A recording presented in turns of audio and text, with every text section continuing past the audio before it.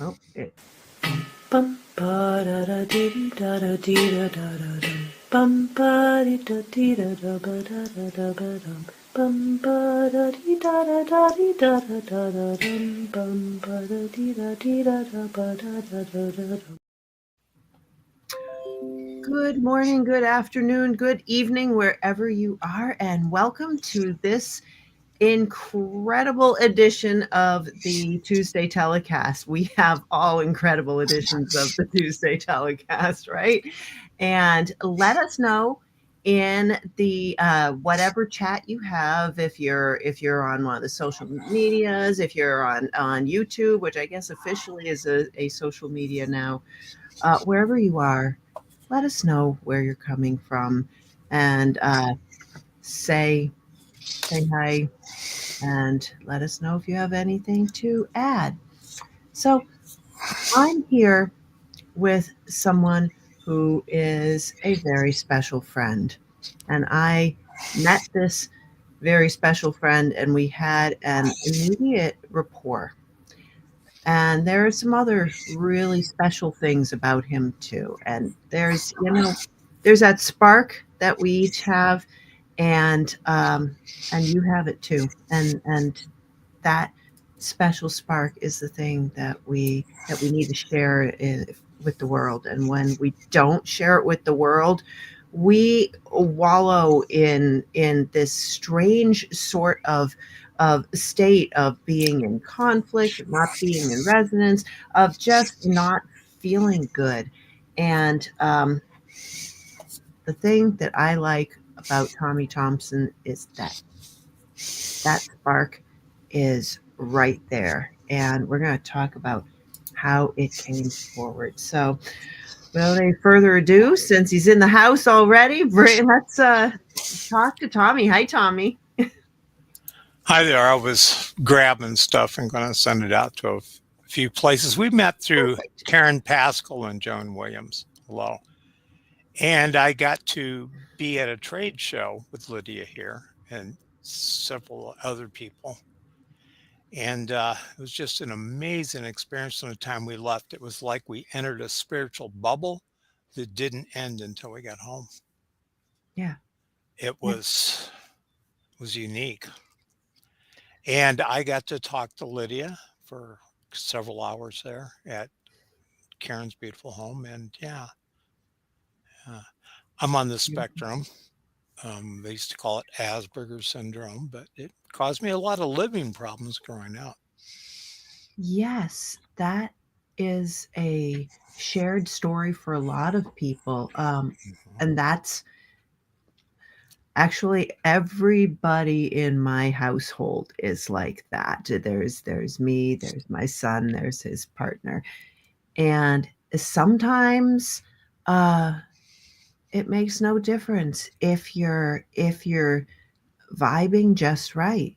Right, but there's this big cognitive dissonance that shows when you're not in a place where where the vibration is good for you, where you resonate with other people, and then it just comes out as weird and other, right? And it's neither weird nor other.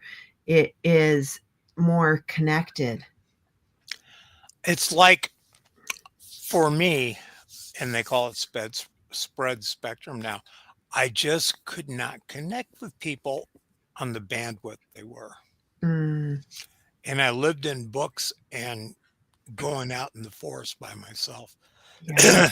And strangely enough, late in life, I became a shaman of the Inca Paco Cuna tradition, which is high up in the Andes. It has been brought to the United States. And it was natural because I spent so much time out in the woods by myself. And I would feel different energies in different places, and I didn't know what was wrong with me. Yeah. Yeah. And And why did you ever feel like that was being like there was something wrong with you to well, feel those energies? I'll be 74 in a couple of weeks. And coming up in the 50s and 60s as a weird little kid that couldn't catch a ball right or Fight Good or, any of those other things and was just off in a dreamy wonderland. Yeah. It, I didn't fit. I didn't fit in a little small Michigan city, of blue collar workers where we live. Hmm. I There's I there's a didn't fit. story that comes, and this isn't your fault. This Mhm. isn't my fault. This isn't even the people's fault who are perpetuating it. There's this big bunch of cultural momentum that goes with the workforce because it goes with our idea of work and what we're here for, what our purpose is, and that our purpose is to and I, apologize out in the audience if you don't agree with me in this. I'm not judging it. I'm not saying it's right or wrong, but the purpose is in capitalism, which we were born into, and in the at the onset of the industrial era, to work, and that if you work, you will have a good life. And it doesn't talk about and it doesn't value working in what you're aligned to, what you were born with for talents, what you have so much special interest in, that you have a special spark. It's You're just supposed to work. And so everybody gets used to this work. And the good thing about it is it has community, but it's not aligned to our soul. And that's where everybody, really got up in a tightwad during the pandemic because they said, I can't work, I not near community, and oh my goodness, that's not the type of work I should be doing. And then everybody is actually becoming more aligned and more productive. But it it shouldn't take a pandemic to do that. I Yeah, think a lot of people had that experience I that you did, just being other because everybody was working, but they weren't living. hmm. Can I make a comment on that? An Yeah. observation I've had. I walk through the graveyard here. I'm a vet, and I do things with the VFW for other veterans, when they die. But I Yeah. walk through up there, and I've also known this in so many narratives. Guys retire when they're 65, Mm. they're dead in a year or two. Yes. Yeah. There's And no purpose particularly anymore. There's no life. that World War II generation, and I've seen so many, even amongst academics, that boom, go get a second, third, or fourth career because they cannot stand it. Yes. They can't. My dad got up at 4:30 or 5 every morning till the time he died. Yeah. And Yeah. both my parents were college graduates. My dad was a chemical engineer. My mother was an educator who was absolutely brilliant, batshit crazy, but absolutely brilliant. And I didn't complete college. I'm like 20 some credit hours away from a bachelor's, and I don't care anymore. You know, it doesn't matter. And you're on a short list of people with a graduate degree from Juilliard that I know. In fact, the only one. But yeah, it was really unique to spend time with you and know that you're so tuned into frequency. I think that you are too. This is something that happens early, and then we put it away, and then it hurts. It really hurts. But when we first are tuned in, the pain of everything around us is outrageous. Everybody, I remember Yes. being walking down the streets, and this couldn't have been an easy thing for my ex-husband, and honor my ex-husband, because but this was a long time ago at this point. But I would cry, and I'd break down, and I'd beat my fists on the street, because not seemingly because I was in pain, but I was in pain. It was that I was feeling so deeply for everything around me. And after a while, you just shut it off in order to survive. And that's what took me down Yeah. drugs and alcohol for 30 years and so many other people. Yeah. Um, Yeah. I believe, and I actually linked some books if you ever to you, some Audible books. Yeah. I believe that we choose our lives. And what happened was is there was this guy and psychologist, and he was hypnotizing somebody, and he was absolute atheist. Michael Mm, Newman, PhD. You can find him. He's on YouTube with mhm, free audio books. And he found a guy that came through that had died in World War One and was just screaming. He's like, "What the heck?" He doesn't believe in anything, right? mm, And then the next one was in her soul home. She was so sad because she was not with her soul family. And she went back to the lives in between lives. And mm. the part of that, and I can kind of feel in that energy go through me right now, is we pick this. We choose this. I don't know. It can be to balance out karma or the experience we want to have or the experiences we want to give to those around us. As crazy as that often is. And the outcomes when you hold it against what you were talking about, a cultural ruler. Yeah. Yeah. We have a need to ascend however we're going to do it, and when we're not in a space that we can do that, we do anything we can to try to rectify that cognitive dissonance that's in our brain, and then we stick to our brain and we say, well, things are only this way, and it's not our fault. We but we we say, and eventually we get to the place where we learn the thing we're going to learn. I kind of get a kick out of, and I feel very deeply for the people who are always saying, well, um, you have no idea what I'm going through. What I'm going through is the worst. What I went through is the worst. Well, it's the worst for you because it's specifically meant to be the thing you grow from. It wouldn't feel like it wouldn't grow you. It wouldn't bring you to do the thing that you're meant to do, or that you have to do, or that you want to do, if it weren't difficult. It's uniquely difficult for each of us because it's our gift.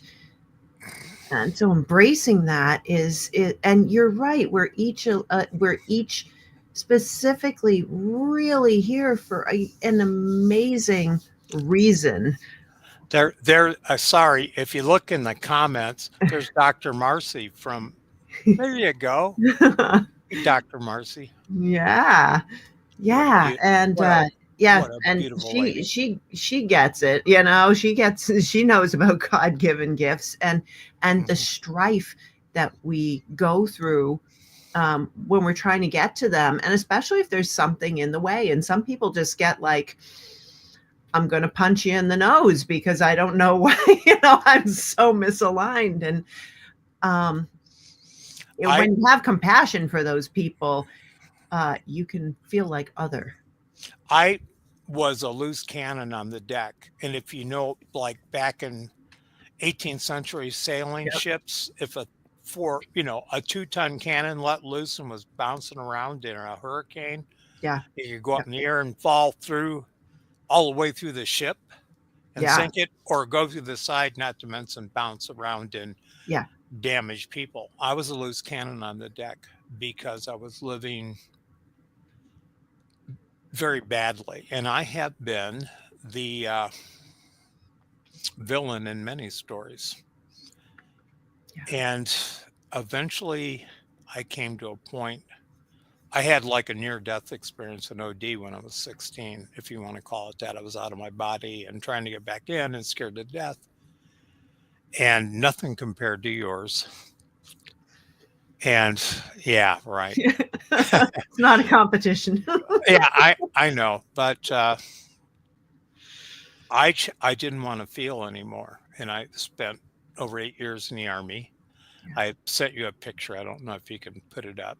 Yeah, yeah. Let's get that. Get that up there, and show everyone. I went in the Army in Tell me about it. 1970. I had a low, yeah, that was my unit. Uh, yeah, my nickname was that was a bomb disposal unit. We were all over the country at that time. 7 of the guys there had just recently returned from Vietnam. And I didn't think about it then. It didn't mean anything, but you can see the PTSD in some of the faces. And several of these guys were passed on. That was 1972. I was in the back with the granny classes. Show everybody again. Yeah, yeah. I, So I yeah. am second from the left next to the guy with the big dark mustache with the granny glasses. And got it. Look at all that hair. My God, I only wish. But a lot of the guys in that picture to me are authentic heroes. And what we did is we traveled around when we were in our area during the 72 election and provided all the bomb disposal support to the Secret Service. Also, I was at the 73 inauguration at the Kennedy Center and later Youth Ball. And I am searching the bags. Number one was a band called Chicago. I searched their stuff. And as I came in, and the rich people that were, kids of the rich and famous. Yes. And I had no idea. Heck, I was 21 years old. Um, I saw and I started to understand some of those lessons years and years and years later, 30, 40 years later. I understood Yeah. what I'd been seeing. Yeah. If that makes any sense. But that unit, that type of thing, we would lose anywhere from 50 to 65% of our class going through bomb disposal training. They weren't blown up, they just couldn't hack it. And for the first time in my life, I found something I was good at. Yeah. That's that's beautiful and hard. We we have to be where we are at it's a this is a time and space thing, and whatever time and space you're in, there's no point to not being while you're in it. And You I, don't have to understand it. We don't need to know. And that's the big, I think you get this now, that oh, yeah. we don't need to know, and we wallow around in confusion and misconception when we're sure we know.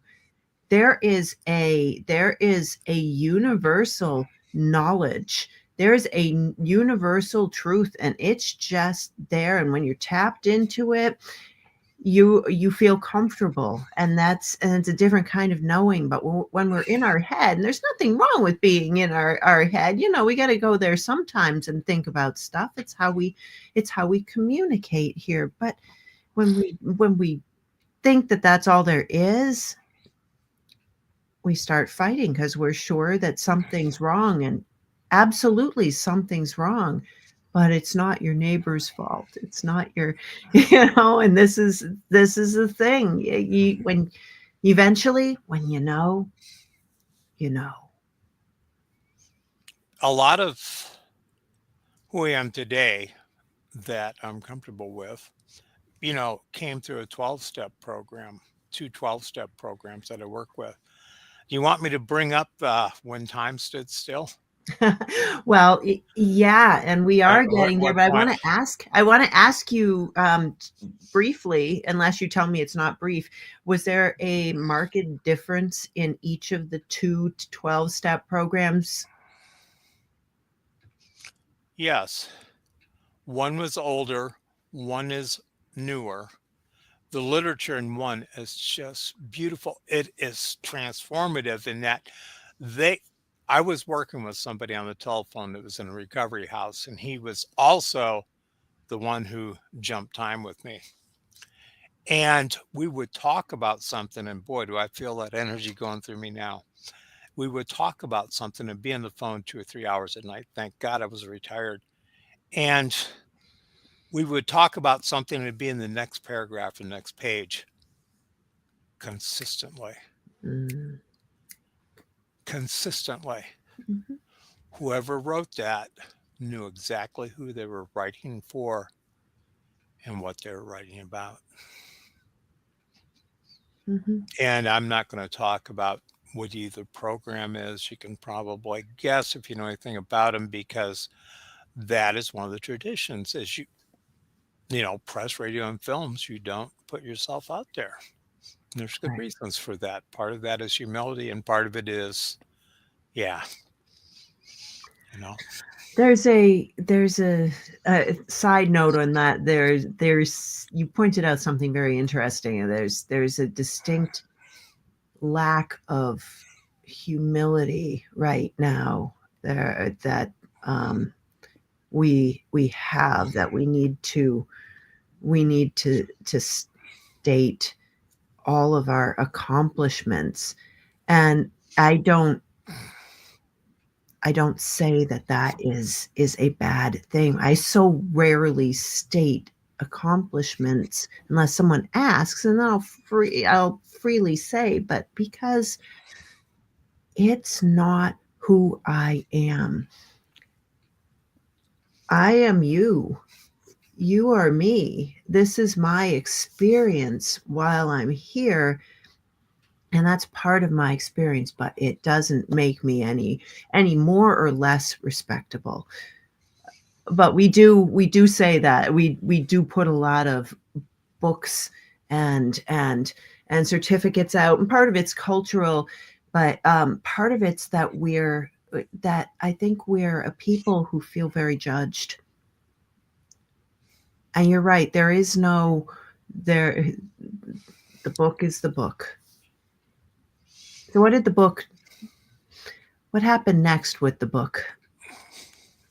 yeah. Anyway, I want to jump in here at this point since this is what the topic is about when time stood still. Yeah. And I actually put a link. I don't know. I sent her a link and we'll see if Yep. Lydia puts it up. But anyway, what happened was I am the guy who was just talking about on working through the 12 steps at night. Hmm. We're driving to a recovery home where we went for several years after he left it to carry a meeting there. And I had bought a vehicle from him and there'd been a clanking. I was actually pulling stumps out at a recovery home with it, Uh, Yeah. it's four-wheel drive and there was a clanking noise. And I should have looked, but I didn't. So I was driving like 70 miles an hour down a four lane and I pulled off on a roundy round. We were right outside of Lafayette, where Purdue University is at, University of Purdue. Hmm. And all of a sudden, bam, bam, bam, bam, bam, I thought the whole front end was coming off. I'm like, oh my God. And there was a gas station right there. So I crept in there. We jacked it up. And the bolts had come off of my caliper, off of my disc brake, Makes which sense. spun around and did not break. I can't believe we didn't break the hose on it. And he had friends. And anyway, it was like an hour and a half. We had two Crazy. different bolts. Because we're in a big town, they still had parts stores open. So he fixed it, right? And it was too late. We were like 2 hours late by then. And we're leaving and we're going back. And in that, what she just put up, that's a show that we did recently. And I'm babbling because the energy is so high. And our friend Karen is doing this number because she's in a deep trance during the whole thing. But anyway, we got in the car and we were listening to Tool at high volume. We always did then. And I can't remember the name of the lead singer. It starts with an M. Maynard. Maynard, yeah. Another friend of mine knows him. I Yeah, I am affiliated with him as well. okay. But she knew him out in Sonoma where he has a place. But Yeah. she said he's Yeah, a he's doing deep the great shaman. big thing. He did 10, it took them 10 years to write this. And he included things like you do, toning, frequencies in it. Yeah. And we would listen to that. here I am. At the time I was what, a 70-year-old guy or something like that, a 71, whatever, right around 70, 71. And we're driving to Tool, and man, I'm telling you what, we would go into hyper reality. Everything just flowed so smoothly. The traffic just got out of our way. And it was like hyper reality. The colors would be brighter, everything would be in more focus. I can't explain it, but it just went through us, and we were aware of it. This guy has deserves frequent flyer miles for going to the light with all the ODs he's had. And Yeah. he's an unusual individual. Anyway, long story short, sorry I took up so much time with this. No We were apology. listening to a specific song that he talks about, and we know exactly where we were, and we both looked at the clock on the dash, right? Next thing we know, we are 25 miles down the road. There's this great big ethanol plant there. We live out in the Midwest, corn and soybeans are king.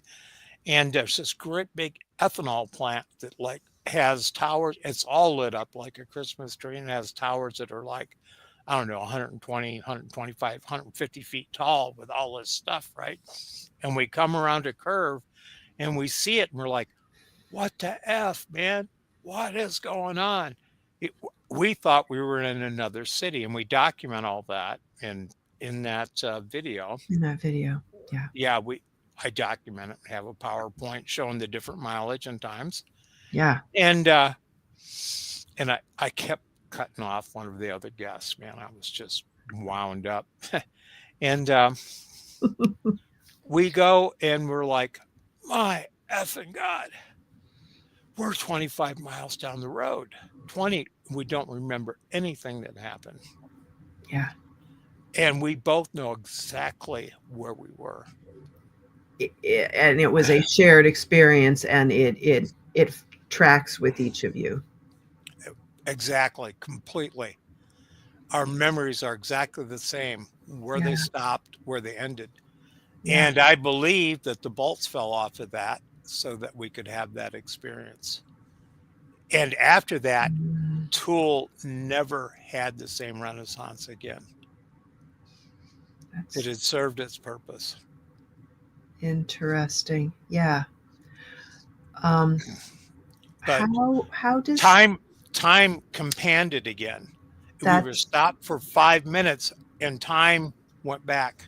Because when we looked at it, it was instantaneously when we looked at the clock virtually. so? What is your perception of time and space now? That they're just here for our linear lives, that there are spiritual and perhaps galactic entities that can bypass that, and certain people who have advanced themselves to that point. I'm not one of them. Another thing came in, but we're multi-dimensional beings. And to me, and what I've found and what I believe and what I studied today, and we have no idea who we are really. This is a temporary identity. Hmm. Unless we do know. But again, we might be tricked if we know. Do you Well, know, or do you know?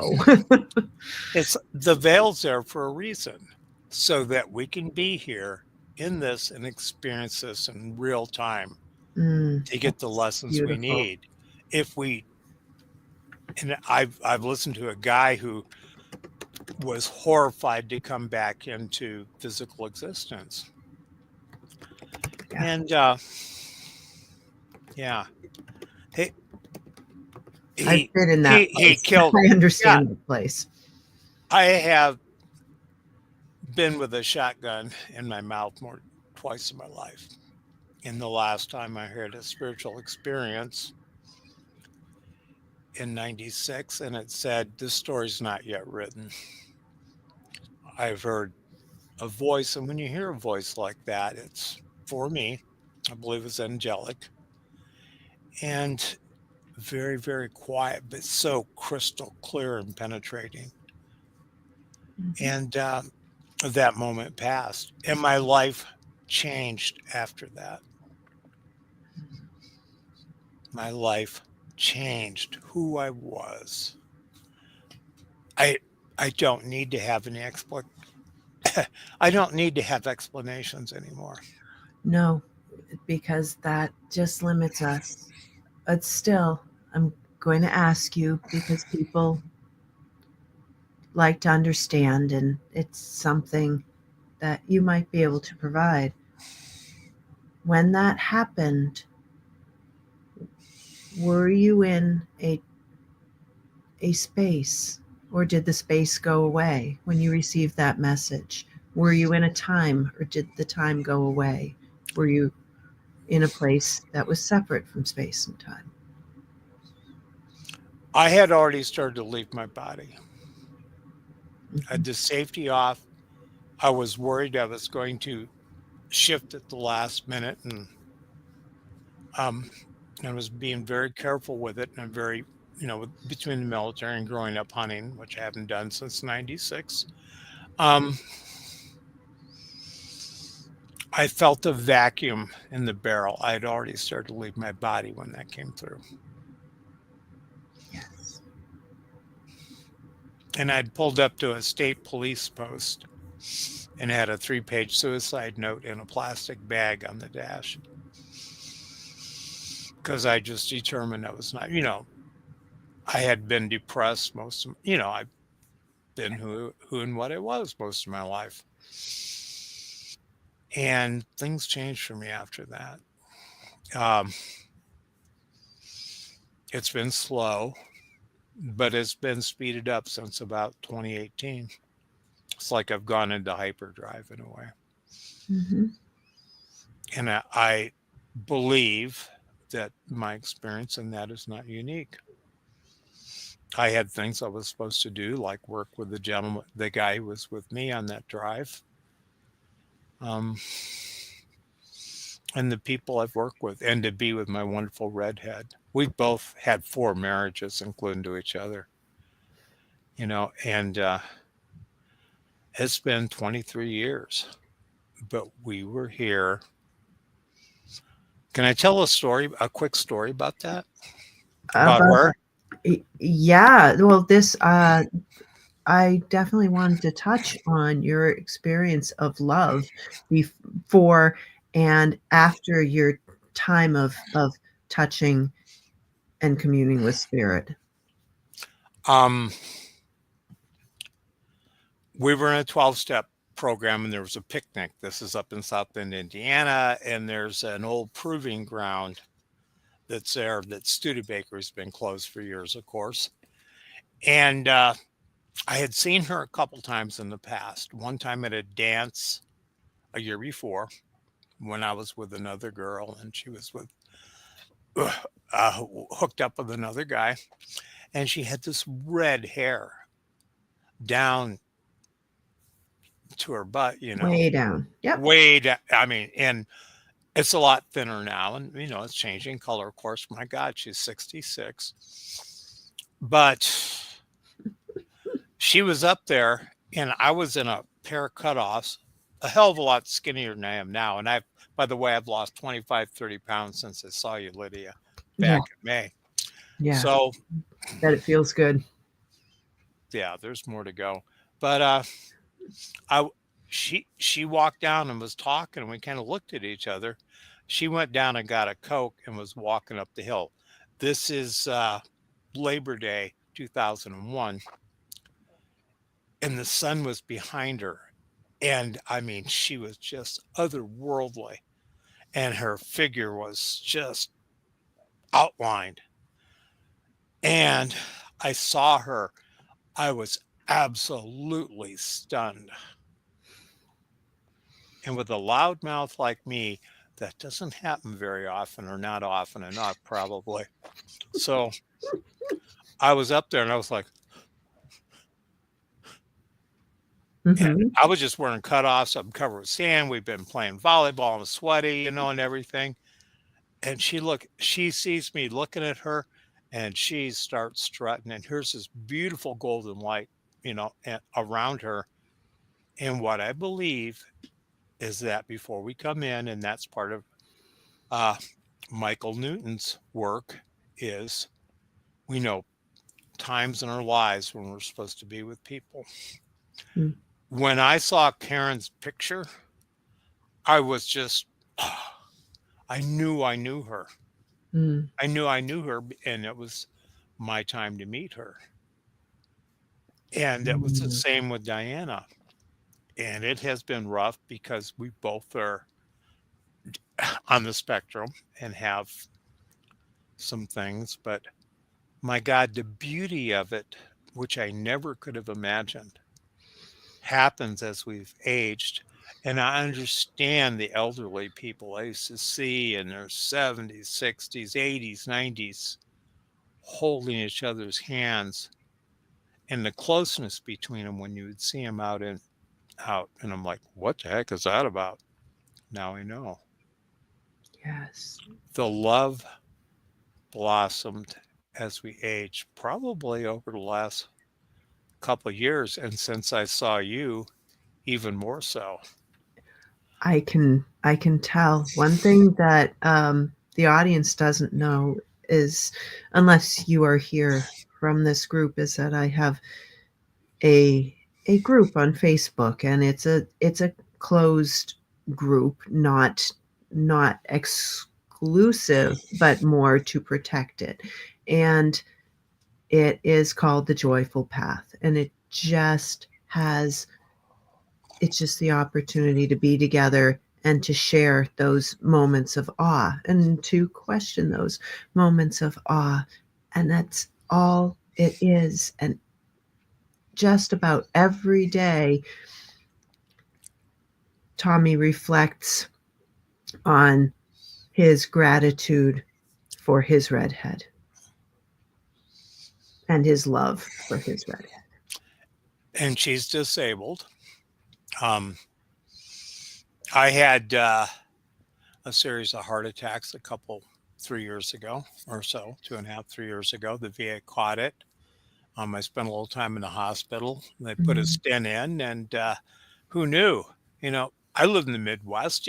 5 pounds to 10 pounds of cheddar cheese a week is nothing unusual. Or you, I live in Vermont. We have the same diet here. so I would just, my God, I mean, the amount of cheddar cheese I consumed was insane. Hey there, Leslie. Thanks for stopping in. Um, and and where I live now in Indiana, white gravy, greasy white gravy is a condiment. Yeah, so, and you live your life, and also I'd done things to wear my heart out. I won't talk about some of the drugs I use, but the caffeine and the different things. Uh, so if I'd wanted to set out to kill myself, I couldn't have done a better job of wearing my heart out. But I tell you what, when you just do a minimal, um, and have a connection. Yeah. I went from 25% heart function left with a cardiologist, that told me I had a 50% chance of being alive in a year, to 55% function. And I got this wonderful doctor from Ghana, Africa. He's a healer. He gets knee to knee with you. He actually will come inside your space and get right in there. And he's so positive.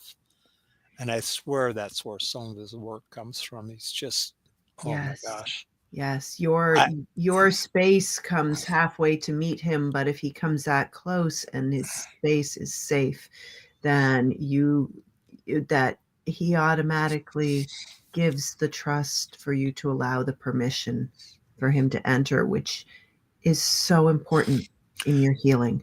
the humility. I was awake when they were able to go up through my wrist. Apparently, my veins are big enough, probably from all the things I did. But he he went up through an artery up into my heart, and I was listening to him talk and educate his staff of the nurses in there and asking them questions. Okay, how big a stent do we need?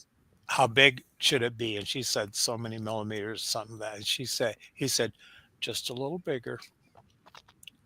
And the way his humility, and I'm sure you've met more than your share of doctors in this lifetime. In fact, I know you have. The humility of him with these ladies brings tears to my eyes. Yes. Yeah. That's Yeah. my most that's my most poignant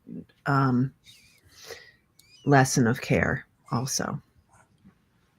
Yeah. It's also my most poignant lesson of utter disregard.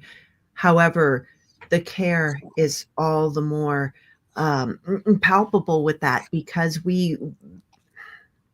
people come in to lead and defend us, humble little us, and we have a defender, and we have a protector, and we have, there's just all this earth energy and all this light energy coming in this doctor, because they are caring for us unconditionally and entirely lovingly and supportingly.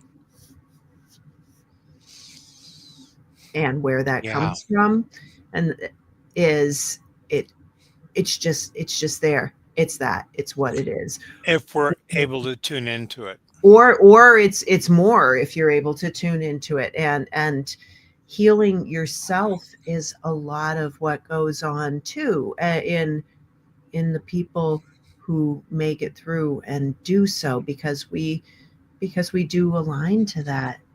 They, you were saying something before about we don't know who we are, and we're just here having an experience in this body, and this body is like a house. And just on a very practical level, your house, if you own your house, or if you don't, if you rent it and someone else does this, you do things to wear it out. You do. And the weather Particularly, does things to wear it out. And particularly if you're me. yeah, Yeah. right. And then you replace on your home, you replace boards, you replace windows, if you're me, you tear out your kitchen and your bathroom by yourself, and then you say, oh wow, What did I do? big mess here. There's a lot of stuff, and you don't like a lot of stuff everywhere. But yeah, you do these things, and then you get to it so that it works better. And we do that with our bodies as well, and our bodies are able to do this. It's just incredible. Your story is incredible. I don't know how It many is people what here it you've is. It told it. makes sense to me. Which Well, story?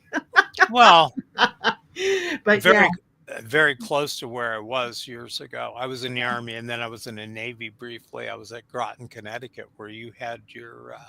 really, I told you that. Yeah, I was in that Groton, right. Connecticut in 82 to The Groton. 83. Okay. And Yes. I know the stretch of road you're talking about. You were talking about, I'm pretty sure. Yeah. Yeah. Yeah. Groton, Connecticut is a place that is very interesting. Um, Yeah, Leslie had 2 stents put out, and she was out. He kept me awake during the whole time. They gave me, like, an anti-anxiety medicine, yeah. you know? They didn't even have a frickin', they had planned to do open heart surgery if they needed to, Yeah. which And they probably would have put you under for that. oh, I would hope so. I I mean, would have you come never off know. that table and been hurting people. I've watched foot surgeries of mine before. They're like, how can you watch this? And I'm like, Yeah. but yeah, they usually try to I knock you out. I love what Leslie just said down there. That we are co-creators. Yeah, we have a shared experience here, and we each have that special spark. but that special spark, and that special spark is needed. It's really needed. It's, and when we're thrashing around in misunderstanding, which a lot of us are, it feels, it feels thorny. It feels, but that's because we're trying to do what we are here to do.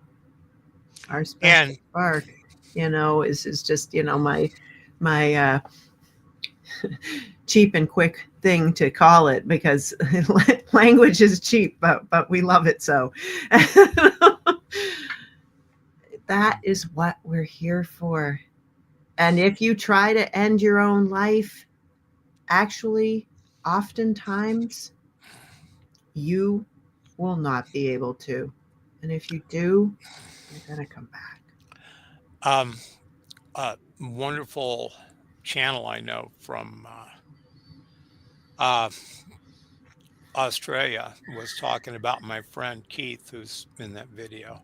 He's a, it's worth Yes. watching. He's a good looking guy, you know, I'm told. Anyway, the last time he seriously OD'd, he had so many, they took him into an ER. His friend took him in there, and protocol is 4 hits and you're done. And he talked him into going 6, and he came back and he said, "Why would you do that?" He was into the light, and he was very unhappy that he was still alive, and now his life is just a joy for everybody he touches. That is such a difficulty Yeah, to he come was back like, from a place like that. And I did not come no, back from, but that's not when that happened to me. I have it, that, yes, yes, I came back, and I didn't want to be there either, but I resigned to it. Later, I just woke up not knowing who I was, what I was, where I was, when I was, why there was all this strange light around, and it made me angry. It was one of the only times I felt angry in my life. And I yelled, "Why am I back here?" And I said, he "Where did that come from?" And it was like I'd been asleep just overnight, but I had been gone for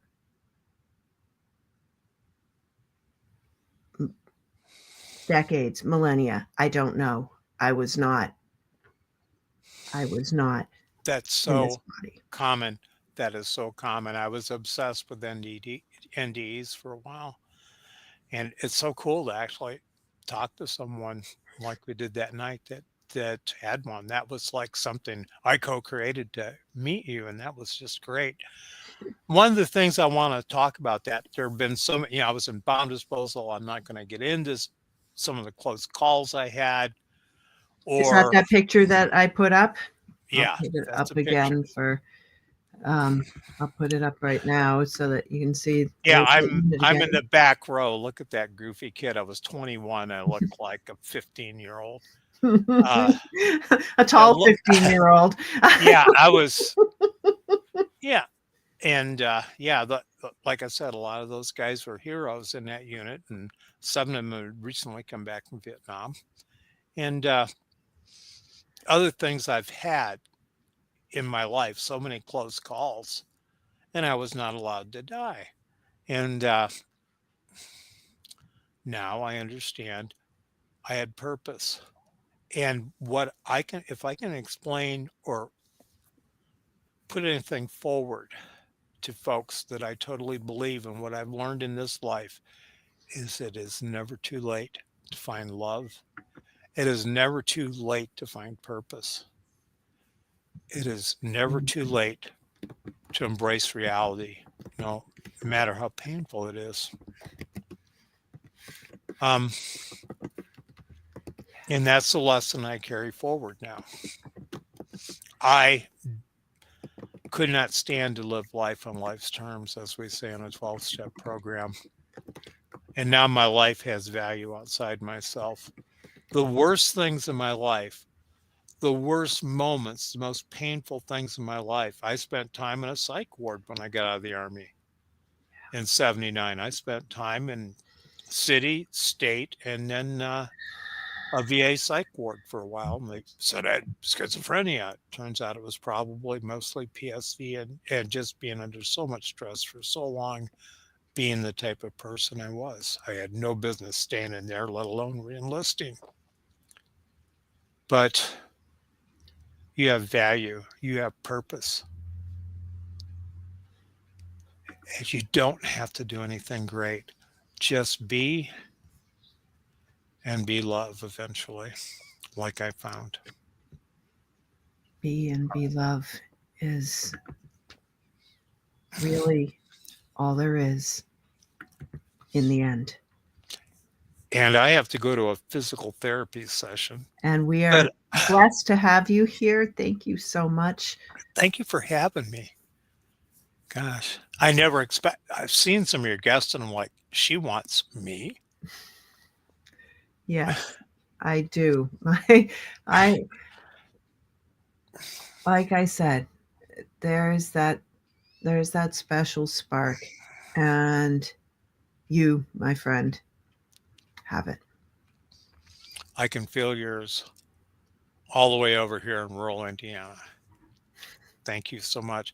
I hope you stay. I'm going to bail out of the studio, but I hope you stay on and talk to your audience.